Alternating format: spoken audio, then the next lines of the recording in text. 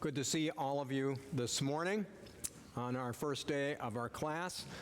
Let me just tell you a little bit, some of the information you should have as you're preparing to go through this the rest of the year. I'm generally going to start this class. We usually get done right around 11 o'clock, so I'll be starting around 11:15. I'm going to try to be done by 12, 5 minutes after the latest. So that's the plan. But I think, the time to service ends and that amount of time, maybe you can hit the bathroom and get a cup of coffee if you'd like. We will not be having notes in this class. There's a reason for that, but there won't be notes. So if you want to take notes, you're going to have to bring pencil and paper for that purpose. There will be a lot of PowerPoints, and hopefully my brother Chuck Nelson will be here next week. He's usually here. I hope he's okay and not ill. A lot of people are ill. I got several emails yesterday about a number of people said, I really want to come to the class, but I have COVID. And then I also know a number of people that have colds. So there's a lot of things that are going around. And so we want to lift all of them up in prayer. I also heard that Dawn Lindsay is very down with sciatic pain and can't hardly move around at all. So we want to remember her in prayer as well. I want to begin this class in a way that I have never done at any time in my life. Through about 40 years of preaching and teaching a class, I have never done what I'm about to do. And that is, I'm going to sing you a chorus. Now, there's a reason for why I haven't sung before. I will never be accused of, Dawn, you're really gifted in singing, That will never come up. So I don't want you to listen to the tone quality of my voice or the enunciation ability. I want you to listen to the words. Now the chorus is significant, especially to Dieter and I, because when we became Christians in 10th grade, this chorus was one of the first worship songs that we learned. And I still remember those days. This song has been used in this church. So for those of you that know it, you're welcome to sing along with me. Okay? Here it is. I love you, Lord, and I lift my voice to worship you, oh my soul, rejoice. Take joy, my King, in what you hear. May it be a sweet, sweet sound in your ears. The title of this class is Learning the Love Language of God. So our time together is about putting more meat on that bone, if you please, in regards to our devotion and our love expression to the Lord God Himself. There's been much said about the idea of loving in recent years, how that's received, what we do to express it, how it's received. I want you to think about this for a moment. When you say, I love you, what all does that convey? Now, that might be a parent to a child or a child to a parent. It could be a spouse, could be somebody, brother or sister in the church. I love you. What all does that mean? So an opening illustration would be this. I get a couple comes into my office. I say to them, why are you here? The wife speaks up and she says, we're both here because my husband doesn't love me. Well, how long have you been married? 20 years. Well, what makes you say that your husband doesn't love you? She holds back a little bit, and the husband speaks up and says, I do love her.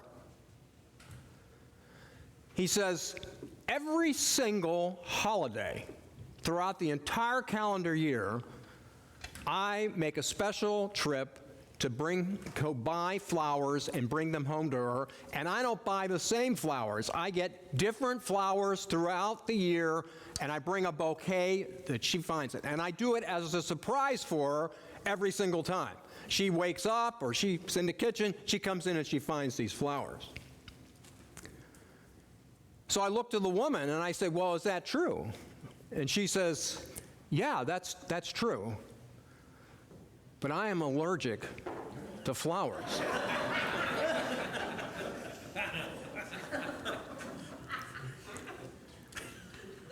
The man speaks up and says, well, that's not all. I also, periodically, I bring her home chocolates for her. Not only for her birthday, but also throughout the year when she's least expecting it. I have her come in, she sees a package wrapped up, and there are chocolates. And they're all different kinds throughout the year. And I turn to her and I say, is that true? And she says, yes. She said, it is true.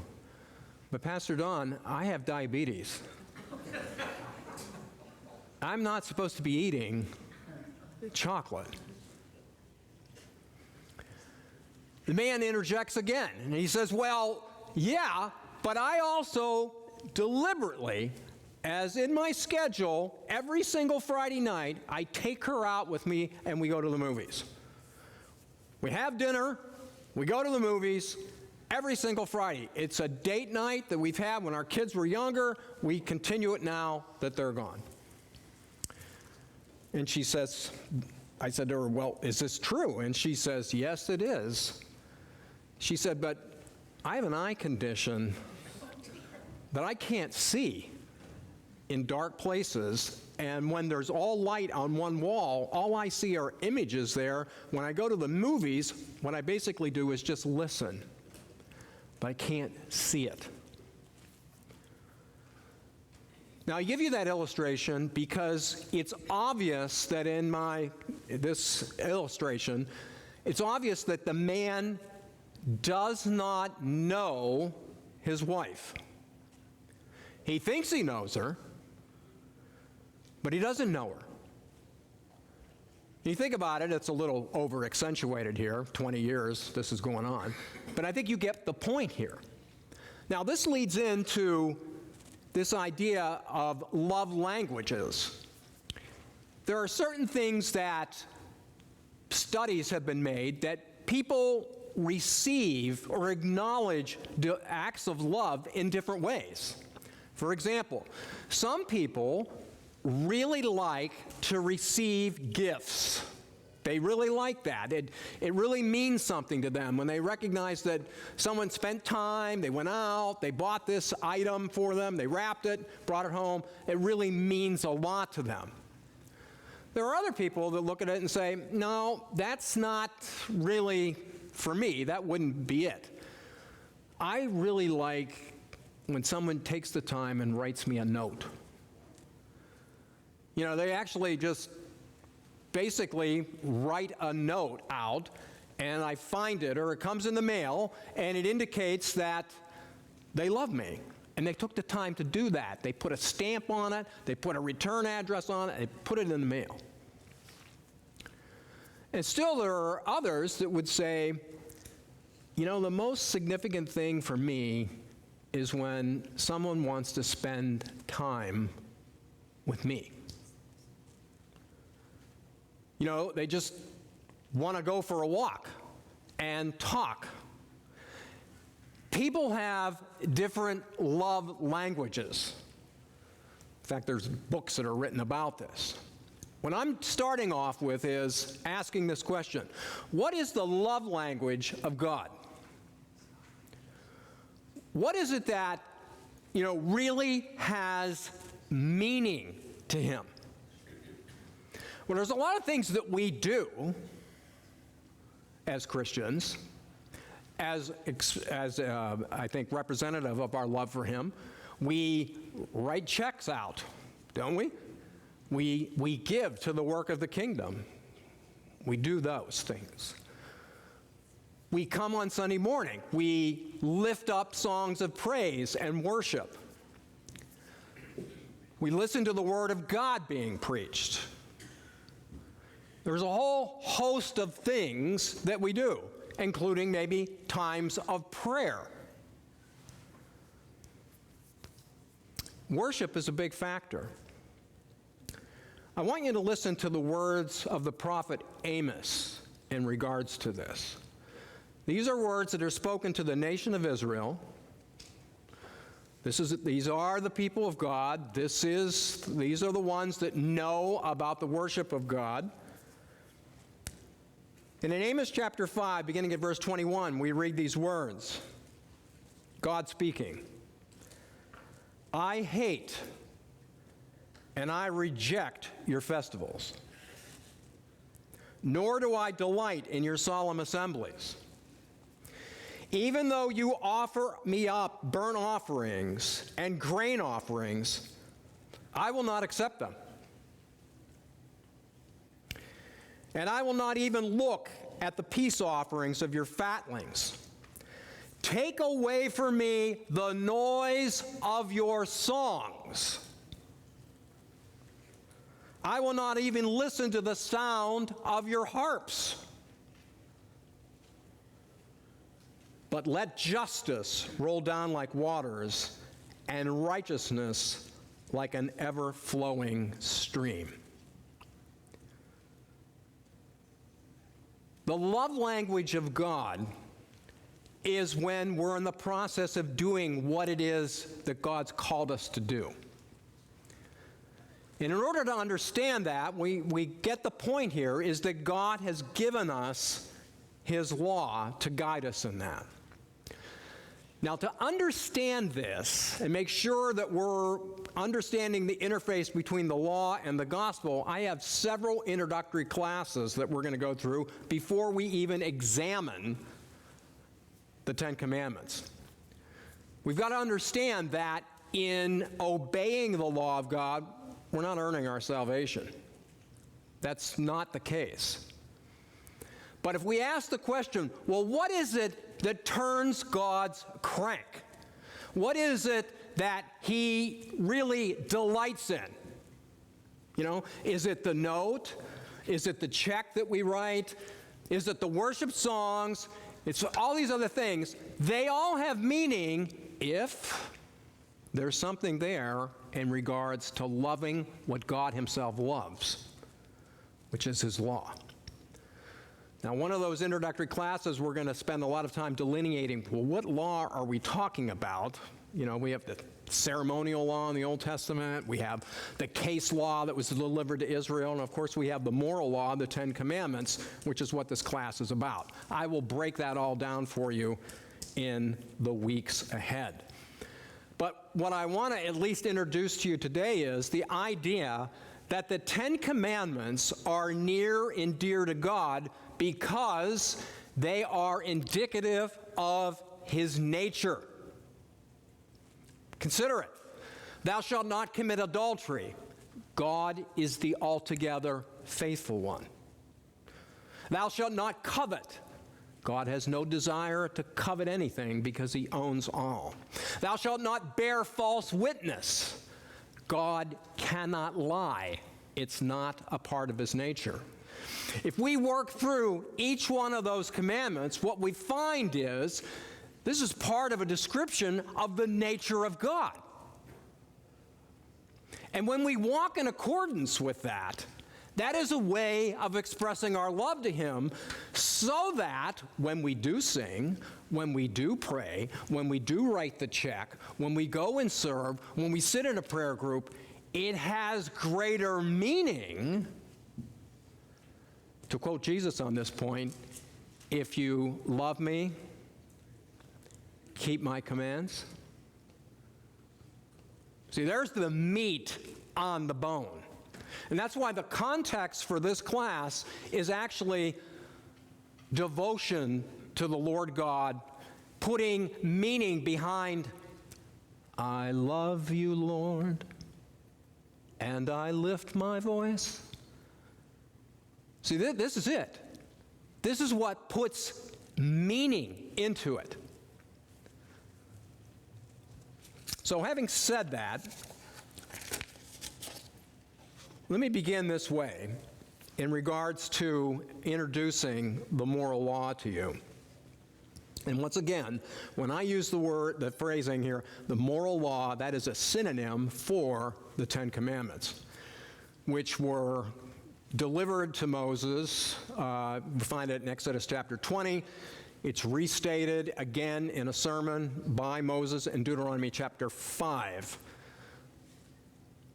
But what's interesting about this to begin with is there is a universal presence of the moral law around the globe. And it's particularly of interest for this class that it is present in cultures that have not been touched by Christianity, that have not been touched by Judaism, nor have been touched by Islam. This has led many scholars to lay out one of the reasons, one of the assertions for the existence of God is the moral law argument, which basically says you find evidences of the moral law universally on all four corners of the earth, even in these cultures that haven't been touched by the three major religions that recognize them as being authoritative. Why is that? Why is it that in every single culture, stealing is always regarded as wrong? Even if it's epidemic in the culture, it is still not seen as a good thing. Or how about this? Honor your mother and father. In all cultures around the globe, the understanding has always been that parents are in authority over their children. And they make decisions for and about their children because they're in authority there. And that rebellion to a parent is dangerous because being rebellious to a parent indicates they may also be rebellious to every other authority figure that's in their life. The police, the teachers at school, and others that are in power over them, including their employer. Everywhere you find that. Thou shalt not commit adultery. It's present everywhere. There isn't a culture on the planet that basically says, well, you know, adultery is a good thing. Everybody at least once a year ought to be involved in adultery. Even in cultures where it is legitimate for me to have 6 wives, it is not legitimate for me to take a 7th who is my neighbor's wife. Where did that come from? In all cultures, thou shalt not bear false witness. Lying is always disregarded. Truth is always upheld. Private ownership. Thou shalt not steal. In all cultures, it's wrong to take something that is not your own. There's not a culture on the planet that basically says, well, we're just all going to live, what's yours is mine, what mine is yours. I mean, we have this kind of thinking. Sometimes you find it in socialistic kinds of understandings of the world. It doesn't work. It's always understood that there is private ownership.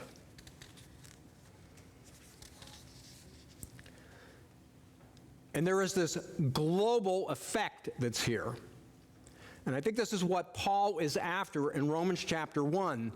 You go through Romans, it's basically the first 15 verses are salutary remarks. When you get to verse 16 of chapter 1, he's basically asserting the body of the letter. And he begins this way, "For I am not ashamed of the gospel, for it is the power of God for salvation to everyone who believes, to the Jews first, and also to the Greeks. For in it the righteousness of God is revealed from faith to faith, as it is written, the righteous man shall live by faith." That's the good news. That is the good news, and that's the good news of the beginning of that letter. But he then goes into the problem, which begins 2 verses later, and then continues all the way through chapter 3 as he begins to lay out his indictment against humanity for its rebellion against God. And he begins this way, and he says, shifting from the gospel, he moves to wrath. "For the wrath of God is revealed from heaven against all unrighteousness and ungodliness of men who suppress the truth in unrighteousness.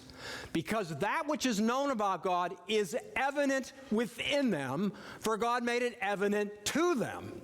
And then he lays out his reasoning as it goes from that point. He made it evident within them, for God made it evident to them. How is that?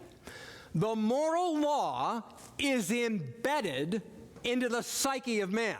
This is part of the moral law argument for the existence of God. Again, you can't go anywhere on the planet where you don't find evidences of those moral law codes. And I have never heard a secularist come up with a good definition or a reason for why that's apparent, if they're atheists or whatever. Why is it that wherever you go, these laws are apparent? Paul's point here is they suppress the truth. What truth? They know these things intrinsically. It's wrong to steal your neighbor's things. They know it's wrong to steal your neighbor's wife. They know not telling the truth is wrong, but mankind does it anyway.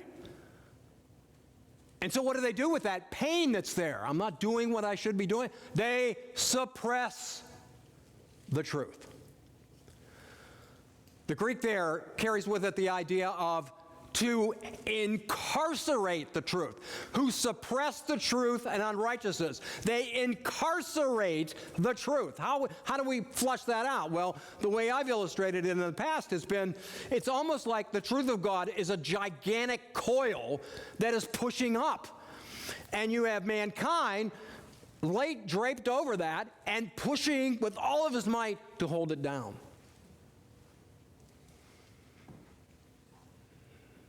R.C. Sproul and many other theologians have pointed out that that suppression is one of the things why people have so many psychological issues. And we all know this, don't we?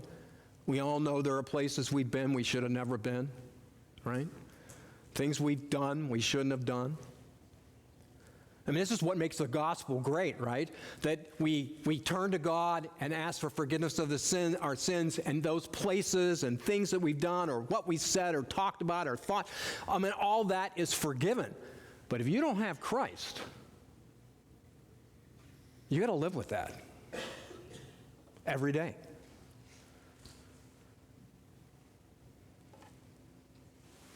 And this is Paul's point as he is beginning this indictment, a broadside being fired into the humanity of man, that there's a problem here. See, the gospel doesn't make sense unless we understand the problem. What's good about the good news if you don't understand what the bad news is? The bad news is we're all depraved.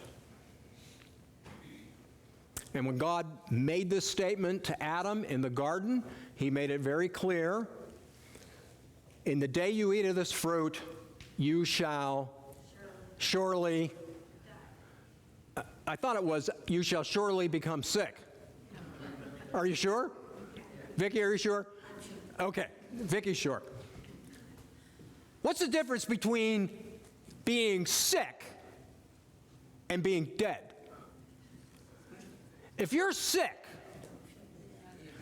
you can, with your last amount of energy within your body, crawl across the floor, reach up with your last bit of strength, grab your phone, and dial 911. But if you're dead, You don't do anything. In fact, you don't even know you're dead.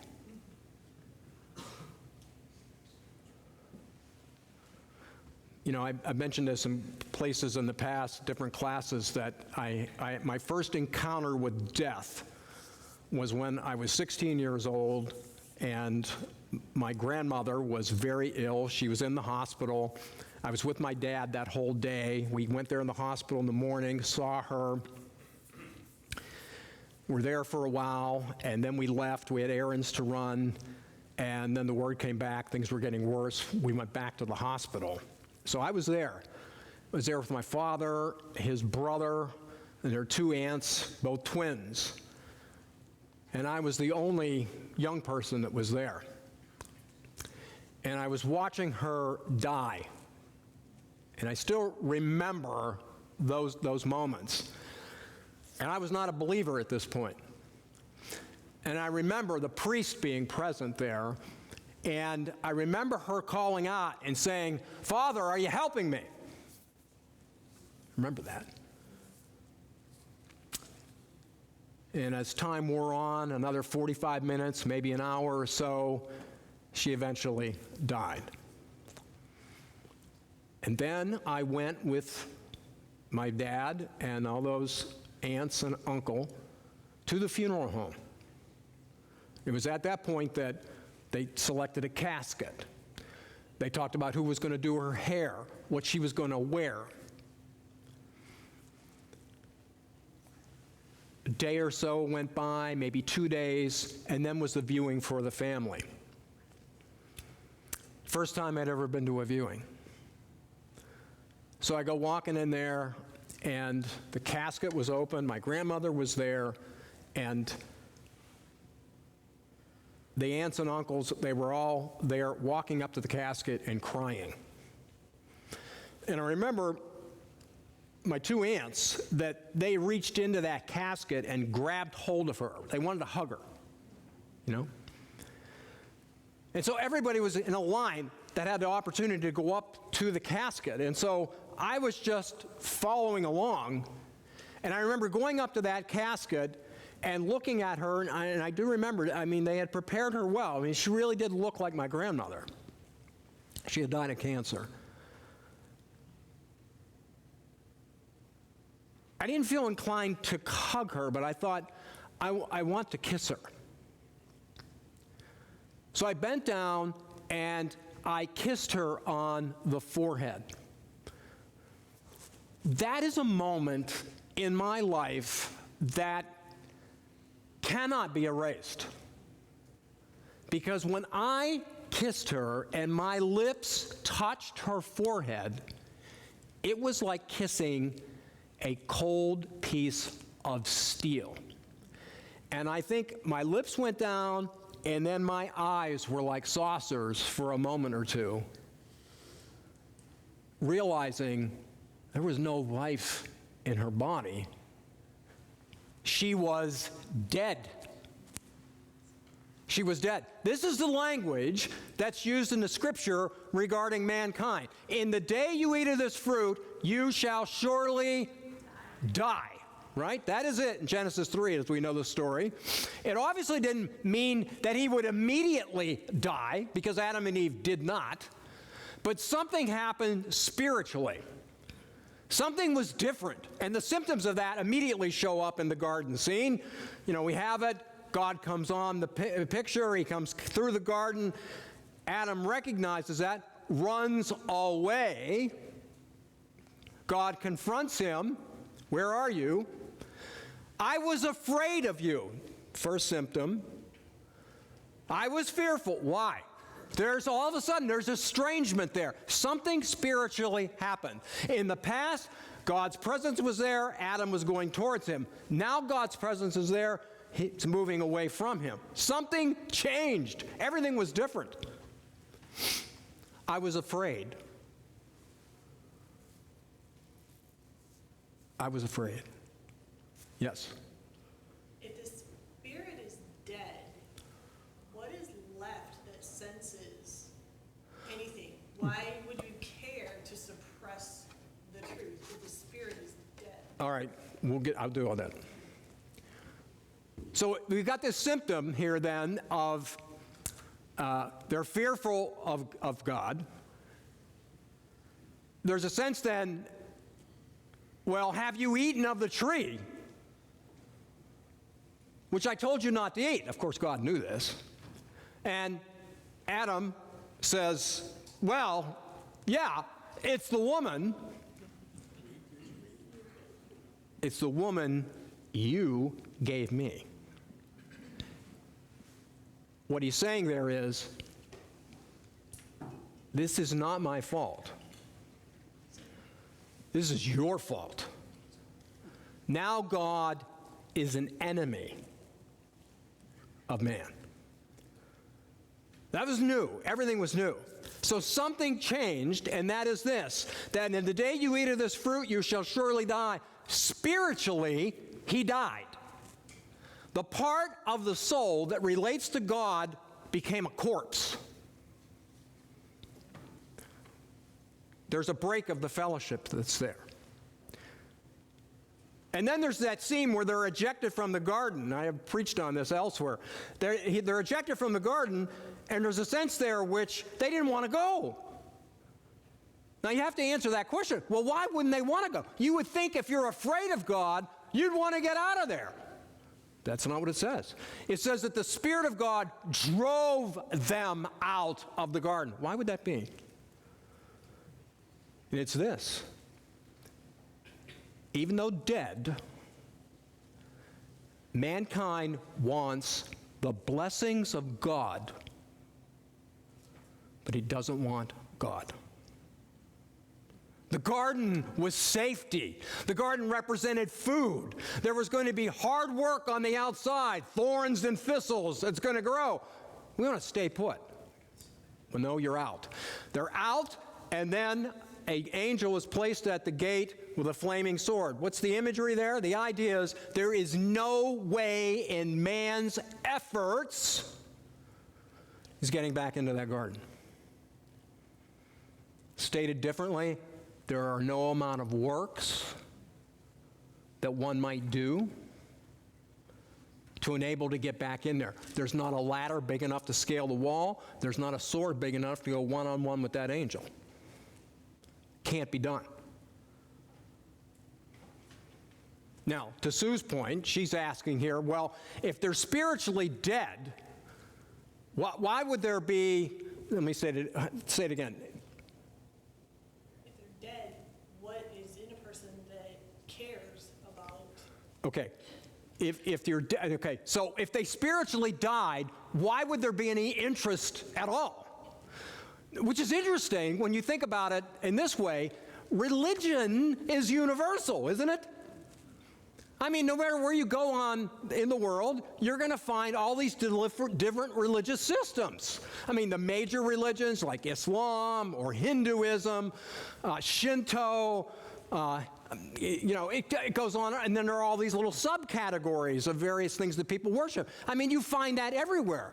If someone's dead, then why would there be any interest, is Sue's question. And the answer to that is, there's interest there because intuitively, men and women know that there is a God. This is the picture of the kid who runs around and does whatever they want to do, but when they become afraid, they start feeling around for their mother's leg. They need to be comforted with the idea, he's there, but on my terms. Karen. Well, what just came up in my mind, we are still made in the image of God. And is there a remnant of God's image? It's just a fallen, tainted image. That's exactly right. And to where we are, that moral code, if you have a moral code, you have a moral law giver. So it's in your head then? Does intuition come from your head, from your psyche? It's within your, flesh? I'm going to put your mind in your soul, okay? The spiritual part of that soul is broken with God. but the remnants of it, knowledge that there is a God, that I'm not living the way he wants me to live, and it comforts me to know that there is a God. And so I will make a God that I want. And what do we call that? Idolatry. Idolatry. Yes, Bob. I mean, you may be getting to this, but also in that phrase that God says, in the day that he will eat, when he casts them out, he says, we do that to keep them from eating of the tree of life and living. And so there is a sense of immortality in man, in Adam, provisionally, in the sense of the tree of life. If they had stayed in the garden, they would never have died. They would have continued To live. Even in their sin. Right. They would continue in immortality. And so, you may mention this later, but Adam lives to be like 190-something. No, 900. 900. So in one of the apocryphal books, it explains that by saying a day in the Lord is as 1,000 years. 1,000 years is as a day. So in the Jewish mind, Adam lived shy of a day. He died in a day. The day of the Lord, the 1,000 years, he died short of that. And so death was coming provisionally because they got kicked out of the garden. And so death was coming, and so we were in this decaying, I guess decaying process, because death is decaying. Okay, so let me make it this way. So when we talk about, in the day you eat of this fruit, you shall surely die, the death we're speaking of is twofold. A, spiritually, was immediate. Immediately, it changed. Fear of God, blame game, it's the woman. Well, even more than that, it's the woman you gave me, it's God. That's the problem there. Okay, that's immediate. But once they ate of that, physically, they would begin to die. That eventually their bodies would give way to disease.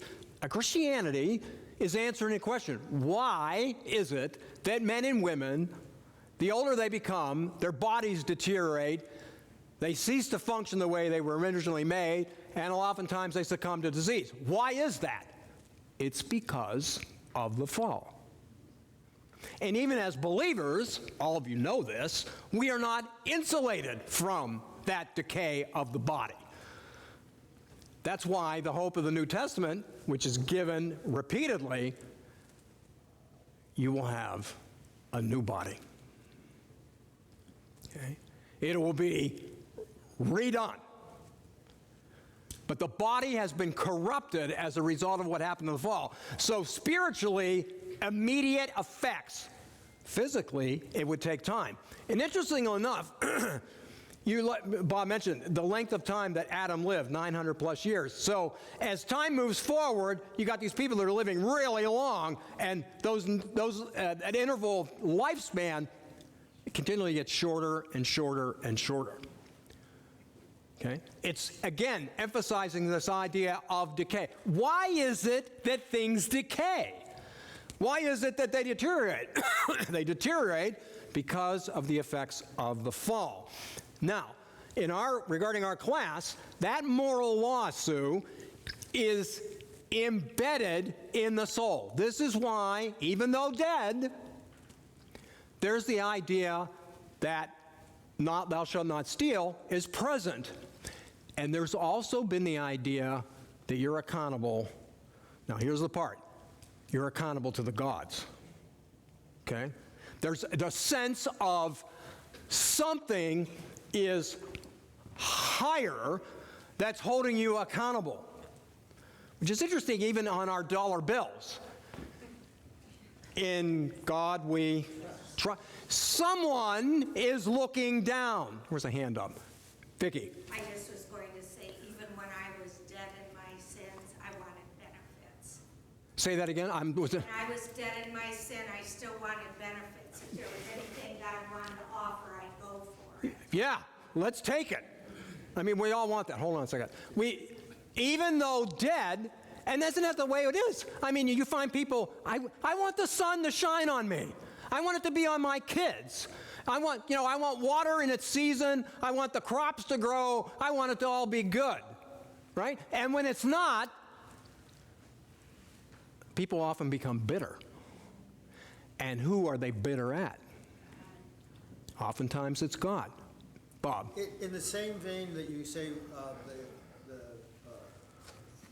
the law of God is embedded in us, the idea that we're potentially immortal is embedded in us. Gilgamesh, as you know, the first thing he wanted to do was find his immortality. He's going hunting for that. Yes. Like he expected it. And then even secularists today, who have no belief in God, no belief in the supernatural, want to live forever. Yeah. They want to live longer. Yeah, even if you have to take my brain and encase it in cryogenics and freeze it. Yeah, that's true. I mean, they all have this sense. And of course, today, in order to get there, all you need to do is to die, because all dogs go to heaven, all human beings, they die, they go to be to heaven. That's the sense. Now, I want to still drive home, with the minutes I have left, this point of the embedding of this in the soul of man, even after the fall. All right? Let me give you some examples of this. Job chapter 1, verse 5. Listen. When the days of feasting had completed their cycle, Job would send and consecrate them. He's talking about his kids here. Rising up early in the morning and offering burnt offerings according to the number of them, that's his kids. For Job said, perhaps my sons have sinned and cursed God in their hearts. Thus Job did continually. Question: how did Job know what is sin? Now, I've and elsewhere tried to make the case that I think the first biblical book written is the book of Job. There's a lot of reasons for that. If you're interested in that, ask me afterwards. But, Moses writes, we have all this information about Genesis, which obviously predates Job, but he's writing that much later. It's a history of the world. And I think there's a lot of evidence to suggest that Job is likely the first book written. I'm asking the question, how did he know what was sin? How did he know that? It was present within his mind. Perhaps my sins have, I keep getting this wrong. Perhaps my sons have sinned and cursed God in their hearts. How did he know about cursing God? Or how about this? Later on, all you Covenant Eyes employees. Job 31, verse 1. I have made a covenant with my eyes. How then could I gaze at a virgin? How did Job know that it would be wrong to lust for a young woman? Where did he get that idea? See, thou shalt not commit adultery. That includes all of the sexual sins. It was present there. How about this one? Job 31, beginning at verse 9. If my heart has been enticed by a woman, or I have lurked at my neighbor's doorway, may my wife grind for another, and let others kneel down over her, for that would be a lustful crime. Moreover, it would be an iniquity punishable by the judges, for it would be fire that consumes and abandon, and would uproot all of my increase. How did Job know that it would be wrong to be lusting for his neighbor's wife? Thou shalt not commit adultery. Sinai is hundreds of years later. That's where Moses received the law. So what's going on here? What happened at Sinai was that God wrote the laws down. But prior to Sinai, they were already written into men and women's hearts. They knew. How about this? Later on, Abraham, picking up chapter 12 of the book of Genesis. It came about when he came near Egypt, he said to Sarai, his wife, see now, I know that you are a beautiful woman. And when the Egyptians see you, they will say, 'This is his wife,' and they will kill me. But they will let you live. Please say that you are my sister, so that it may go well with me because of you, and that I may live on account of you." Ladies, this sounds like somebody you want to be married to, right?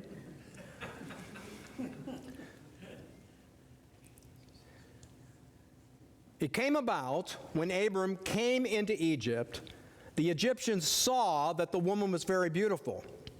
Pharaoh's officials saw her and praised her to Pharaoh, and the woman was taken into Pharaoh's house. Okay, she's going to become part of the harem at this point.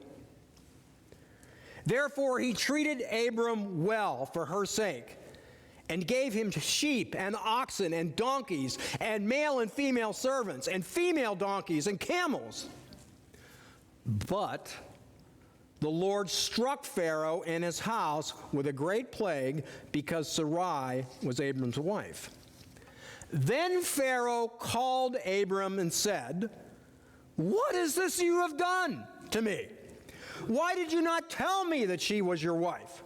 Why did you not say, 'She was my sister,' so that I may take her as a wife? Now then, here is your wife, take her and go."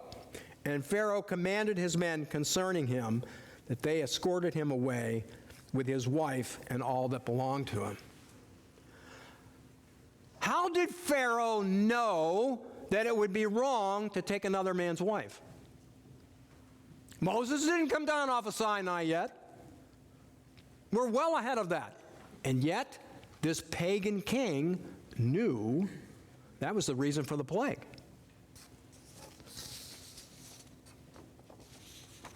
And it happens again. Genesis chapter 20. Now Abraham journeyed from there toward the land of the Negev and settled between Kadesh and Shur, and he sojourned at Gerar. Abraham said of Sarah, his wife, "She is my sister." You know, we're not doing good here. You know, strikeout number one, strikeout number two. I mean, things are not going well here. So Abimelech, king of Gerar, sent and took Sarah. But God came to Abimelech in a dream of the night and said to him, "Behold, you are a dead man because of this woman whom you have taken, for she is married." Now Abimelech had not come near her, and he said, "Lord, will you slay a nation even though blameless? Did he not himself say to me, 'She is my sister'?" And she herself said, "He is my brother. In the integrity of my heart and the innocence of my hands, I have done this." Then God said to him in a dream, "Yes, I know that in the integrity of your heart you have done this, and I also kept you from sinning against me. Therefore, I did not let you touch her." Okay? Well, I didn't let you go all the way so that we'd have adultery happen here and fornication. I prevented it. Listen to this pagan king, though. "In the innocences of my hands, I've done this." He said she was his sister. She said, "I am his sister." And now he's in trouble. How did he know this before Moses came down with the Ten Commandments written in stone? The answer is, it was written in his heart. There's a generational problem there, though, here. So Abraham did this. Here comes the son, Isaac. Genesis 26, selected portions. Now there was a famine in the land, besides the previous famine that had occurred in the days of Abraham. So Isaac went to Gerar to Abimelech, king of the Philistines. Now this is a different Abimelech, not the same one. It's different. The Lord appeared to him, and Abimelech was a very common name among pagan kings. And the Lord appeared to him and said, "Do not go down to Egypt. Stay in the land of which I shall tell you. Sojourn in this land, and I will be with you and bless you. For to you and to your descendants I will give all the lands, and I will establish the oath which I swore to your father Abraham. I will multiply your descendants as the stars of the heavens. I will give your descendants all these lands, and by your descendants all the nations of the earth shall be blessed, because Abraham obeyed me and kept my charge, my commandments, my statutes, and my laws. So Isaac lived in Gerar, and when the men of the place asked about his wife, he said, "She is my sister." The apple didn't fall far from the tree. For he was afraid to say, "My wife," thinking the men of that place might kill me on account of Rebekah, for she is beautiful. It came about, when he had been there a long time, that Abimelech, king of the Philistines, looked out through a window and saw, and behold, Isaac was caressing his wife Rebekah. Then Abimelech called Isaac and said, "Behold, certainly she is your wife. How then did you say she's my sister?" And Isaac said to him, "Because I said I might die on account of her." And Abimelech said, "What is this you have done to us? One of the people might easily have lain with your wife, and you have brought this guilt upon us." Okay, now in this case, there's no plague. Here we have a pagan king outside of the Abrahamic line. We're hundreds of years before Sinai, and this king knows this is a sin to sexually be involved with some other man's wife. And he knew it. My closing point on this is this. This is the moral law. This is what this class is about. It is a love language to God, and it is universal. It is known throughout the world and present. And we even in our own scriptures have examples of its presence long before it was uttered by God himself and written by the finger of God on stones. And this is what your neighbors who are unbelievers, they have it as well. But in sin, we, prior to Christ, and them, still lost, suppress the truth. Why would I suppress it? Because it's painful to me. I'm ashamed. We're all ashamed. It's another carryover from the garden. We're all ashamed because we know we've done things, said things, been places, uttered things. I mean, the list goes on and on. We're all ashamed. It's painful. Hold it down. And like all of us that are going to go into a job interview, no one walks into the boss basically in the interview and says, "Well, you know, I tend to be lazy. I don't want to get up until like 10 o'clock in the morning. But after that, I'll be here." No one does that. We always want to put our best foot forward. Let me tell you about all the things that I can do for you. And here's my work experience. Here's this. Here's that. We lead with all of these things. But in truth, God sees it all. No matter how much we try to suppress it, we know that we know that we know that we know that God sees it. And for those of us that are believers, this is what makes every day a great day. That because of the Lord Jesus Christ dying on a cross for all of that shame and sin in my life, I can hold my head up. I'm a son of God. Not by virtue of anything I've done, but by virtue of everything He has done. Take that with you this week. See you next Sunday.